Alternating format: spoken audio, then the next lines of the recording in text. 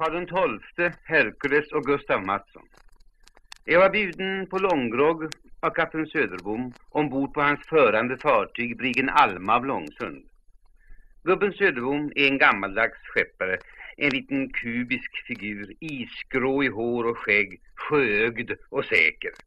Han har seglat på alla hav sedan han inte var längre än mälspik och tycker att Östersjön är som en soppskål. Hans styrman, Mats Andersson, är lika gammal, från samma trakt och har egentligen samma åsikter. Kaptenen och han är ett par siamesiska tvillingar.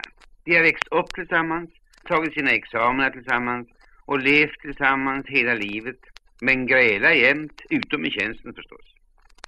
Andersson är rödhårig och har långa röda tofsar i öron och näsborrar, på näsan och över ögonen.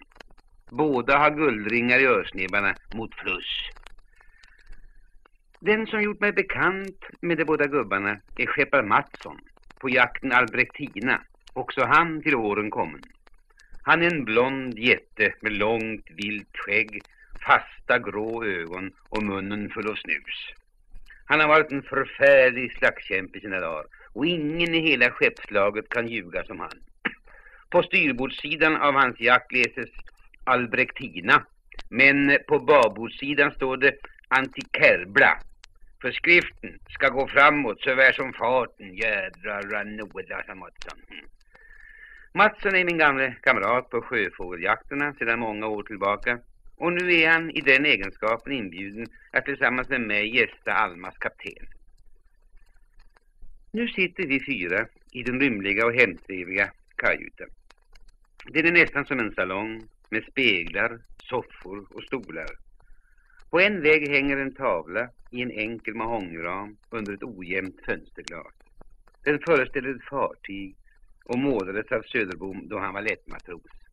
Och i luften alldeles framför foppmasten så står det: Skeppets namn, Hedvig, kommer ifrån Nederländerna och skall gå till London samt har till last apelsiner och fikon år 1867.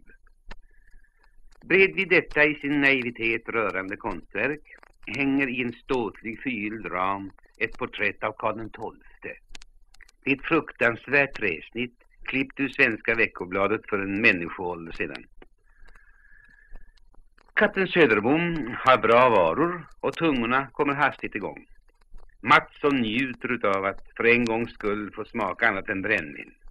Och röken från goda Bremer-cigarrer påminner honom om Nordtyskland där han selade som pojke. Whisken frammanar bilder från London och Hull. Han är i rospiggarnas himmelrike. Vi talar om allt mellan himmel och jord, om frakter och segling och människosläktets ständiga förändring till det sämre. Förr fanns det folk, jädrar noda. Nu finns det snart ingen sjöman kvar mer. Bara såna där ångbåtskallar som luktar olja och ser ut som negrer.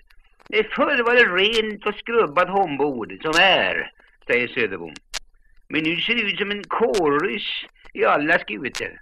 Snart finns det ingen i hela Roslagen som kan ta en sladd eller slå ett arvslag eller lägga ett pålstek. Ja, vi ska inte tala om stora trumpeten. Och ger man en man ett slag som knyter sig så blir han uppkäftig. Är det tider det? Jag har fått smaka katten så bloden skvätte.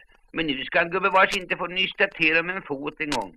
Nej, det är slut med sjömanskap i Sverige, det var det där. Skål i alla fall, Hängström. Hörnu kapten, vad är det för en mackapör som man har den här på väggen då? Frågar Mattsson. Är det en släkting? Ja? Men han har en sån Sjuhälsingens kran så släkt kan det väl inte vara heller? Och så pekar på Karl XIIs porträtt. Va? Känner inte Mattsson igen Karl XII? Det var dåligt. Jo människan. Jag har hans porträtt för att jag tycker om styrka jag ser. Och Karl XII var den sista starka karln vi haft i Sverige. Ja, skryt lagom, sa styrman. Herkules, han valt ett strå vassare han. Du kommer alltid att dilla med din Herkules. Han var inte svenskan. Hur många gånger ska jag behöva säga det? Va? Var inte han svensk? Du vet ta mig åken inte riktigt. Herr Kules, han var svensk så äkta som jag och Örsen. Han är Hängström. Var inte herr Kules svensk han var? Jaha, det är ju möjligt, men jag vet inte säkert. Ja, sa Mattsson ändå. Att Karl XII var stark som själva fasen, där jag hört. Han slog ju med 10 stycken på en gång. Men nog var han en barnunge mot Gustav Mattsson i det Söderviken alltid. Hon är Hängström, sa kapten Söderblom. Finns det någon sån kulstötare och släggkastare och brottare nu för tiden som Karl XII? Va? Det vore väl för åsen. Jag har satt upp hans porträtt bara som ett föredöme för alla som kommer ner i kajutan. Och i alla amnar, både här och utrikes. När det kommer in i skeppar och vi börjar gräla om styrka så visar jag på Karl XII och var lugn för att alla känner till honom. Men den där förbannade är Kules. Vad är det för en dagmask? Nej då Andersson, han dugde inte till att lyfta en fjäder en gång. Nu har jag hört det skrena om det här Kules så mycket så nu kan det vara nog. Nej, Karl XII, det ska jag säga Hängström, det var en karl som ville ta i. Och ändå levde han bara av mögligt bröd och värmde sig vid glöggade kanonkulor och såg på bara marken i 50 graders köld. Och när han steg upp sen om morgonen så var han pigg som en mört och började slåss med samma för att få värman i kroppen lite. Och så kommer du med din herr Kules. Herr Kules, vad är det för en mamsell? Det där har fått en bakfoten, Hansson. Kom här och skrena och skrika om en sån där som aldrig hållit skot. Är Kules, vad för oss? Så, under kapten, sa Mattsson. Nog var både Karl XII och den där herr Kules bara lindebarn i alla fall emot Gustav Mattsson ifrån Söderviken. Han var svensk, han jägare och slår alm, för jag kände den, ja. Hon är hängt och tyst, Mattsson. Gå hängt. Hon är hängt och säg mig nu. Vad vet han om Karl XII? Inte ett dugg vet han om han säger att han inte var den starkaste karl som har gått i ett par byxor. Säg ut nu bara. Ja, Karl XII var en ovanligt spänstig karl. Men det var en liten karl. Vad? Liten? Kursjärsnamn. Och han har gått till skola, Hängström, och vet så lite. Nej, Hängström, han var stor som ett hus. Och hans svärd förmådde ingen annan lyfta, står det i böckerna. Var han liten? Vad fan? Ja, så. Hur liten var han då? Han är kapten, sa Mattsson. Den där Gustav Mattsson som jag talar om. Gå ängde med din Gustav Mattsson, fick kapten. Och så tömde han sin grogg. Säg, hur liten tror Hängström att Karl XII var då?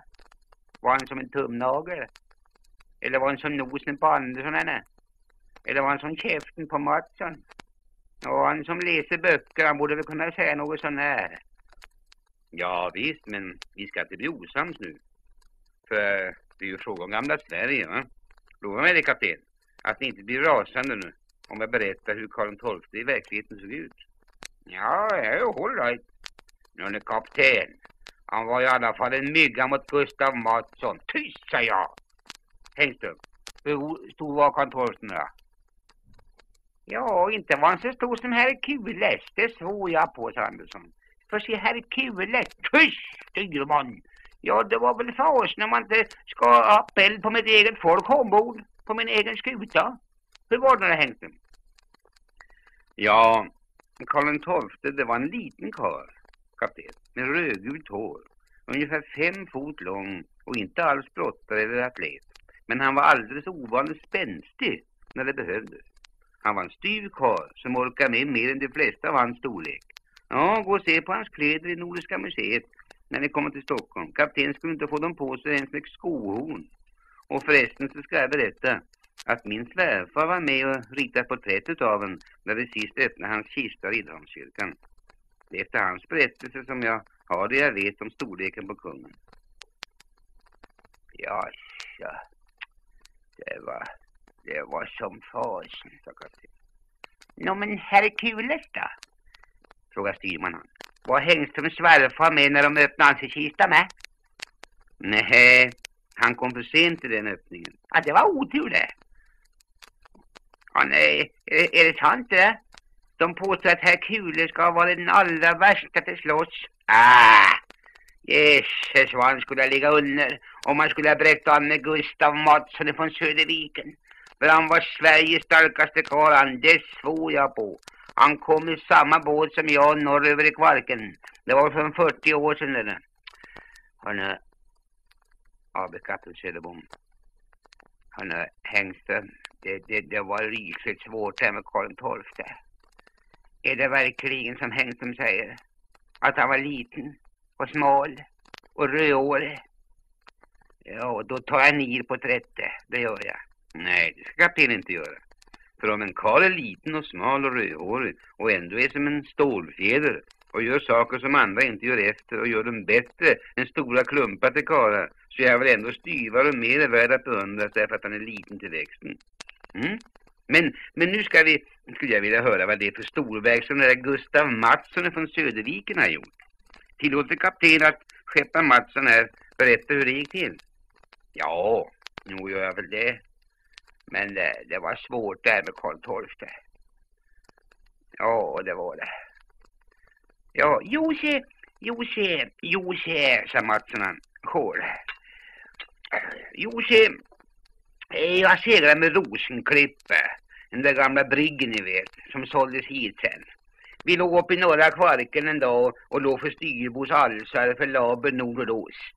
Vi låg en hel oppersk ute där uppe med mest roslagsjakt, det var det förstås. Och rest som det var så kom det en järnans ostnordostdrivare. Det blev vitt med en gång, som om det var, men det var inte storm, det var horkan. Ja, men vi låg lite för lågt och måste styra missvisande västkurs för att sen falla över sydväst.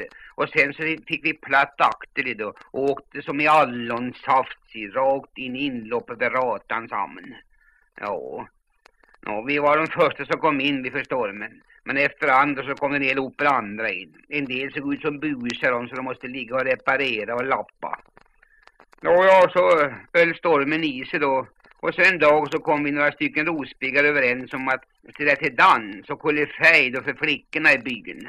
Brännvin hade vi och det vi inte hade så skaffade vi. Vi var väl en 7-8 pojkar då, som ordnade med allt det där och yrde ett kök då, en kammare av en gammal kärring. Spela anklaver, det kunde vi allihop med, men det var inte alla som ville dansa. Utan därför fick de som inte ville dansa, de fick sitta i kammaren de och spela femkort och durak och sala hybika, det var fasen som helst. Men så kom det en hel massa norrlänningar dit. Bregårdsarbetare då förstås och ville vara med om då dansa. Ja, gärna det, sa vi. För flickor hade förstås sina chanser ibland dem. Gärna det, sa vi. Visst får ni dansa, sa vi. Men vi har så lite brännvin så att det räcker bara för oss själva, sa vi. Men dansa, det får ni så mycket ni vill. Musiken klarar vi, sa vi. Men då blev norrlänningarna ilskna för att de inte fick någon sprit i. Och rätt som det var så satt en norrlänning krokben för en pojke från Väddö här strax söderut. Men det skulle han inte ha gjort, för det var just Gustav Mattsson. Ja, han har samma namn som jag, men jag vill ju inte påstå att det var jag, inte, men det var ungefär lika stark som jag. Ja, håll right då. Och Gustav Mattsson, han gick in till oss där vi satt och spelade femkort i kammaren. Och så berättade han som saken var. Och så frågade han om vi inte skulle börja på kasta ut nu. Nej, jag satt i god tur jag då. Hade nära på vunnit igen det jag hade lagt ut för brännvin. Men då sa Gustav Mattsson: jag ska tala om för dig, Gustav, att jag är egentligen ilsken om. Jag är så ilsken så när jag vaknar ibland om morgnarna när jag har festat så har jag fickorna fulla med krås och alvastrupar och fällkniven är våt för jämnan. Nej gubbar, nu börjar jag på kasta ut själv. Och så gick han ut i köket och så började han på kasta ut norrlänningar. Han kastade ut dem genom fönster och dörrar utan åtskillnad och utan öppna fönster eller dörrar. Så att han förstörde för många flirikstade dörrposter och fönsterbågar än glasrutor. Och när norrlänningarna blev utkastade så var det bara näserna som tog i backen. För någon annan han inte komma ner för han var ute på gården och började valsa med dem igen. Ja, och de försökte förstås försvara sig. Men efter en liten moment så fanns det inga blå kvar på knivarna och inga lock på snusdoserna. Och ute på gården så fanns det en gammal uttorkad brunn. Och där kastade ni 16 stycken för det fanns inte rum för fler. Och det kan både kapten Söderbom och Andersson henne och Hängsten förstå att det måste vara en älgsikes trängsel åtminstone i botten på den brunnen. Men nu är det så att när den börjar slåss och ha framgång och medgång och tur så blir den mer och mer upplivad. Och Gustav Mattsson var livad. Det fanns ingen ejd på längre. Han började springa efter stora stenar som man kastade in i köket och i kammaren. Det var inte en utan det var hundratals, det svär jag på. Och ingen av stenarna var så liten att det inte behövdes 3-4 fullvuxna norrlänningar för att välta ut dem. För att bära dem var stört omöjligt. Och Råtanborna höll på att välta sten i 6 dagar innan de kunde få börja städa något så när bekvämt in i rummen. Men en sten fick de inte längre bort än i trädgården utanför det. Och där ligger han än. Och på den sten står inhugg i guldbokstäver dessa sanna ord. Gustav Mattsson står det. Det är mitt namn det. Fast det inte var jag och fast jag inte var med. Men det är som en eder att jag varit med vid det tillfället. Och nu frågar jag kapten Söderbom och Andersson och Hängström. Hade Karl XII eller den där Herkules kunna klara norrländska sågverksarbetare så bra? Va? Jag bara frågar. Nej, säg rent ut. Ja, jag har varit med om slagsmål där jag inte rörde marken med fötterna på en hel kvart. Så tätt stod det. Så nu har jag varit med. Och Hängström vet att de har byggt nya dansbanan i Grissland med så pass mycket mellanrum mellan plankorna så bron skulle kunna rinna av så hastigt som möjligt. Det vet han med. Så Hängström har nog varit med han med. Men hur mycket Karl XII varit med? Va? Inte ett dyft. Det såg jag på. Om man hade känt till hur det gått till i Roslagen och Norrland så hade han väl sökt sig hit på tjänstledighet istället för att hålla på och leka nere i Ryssland och Turkiet.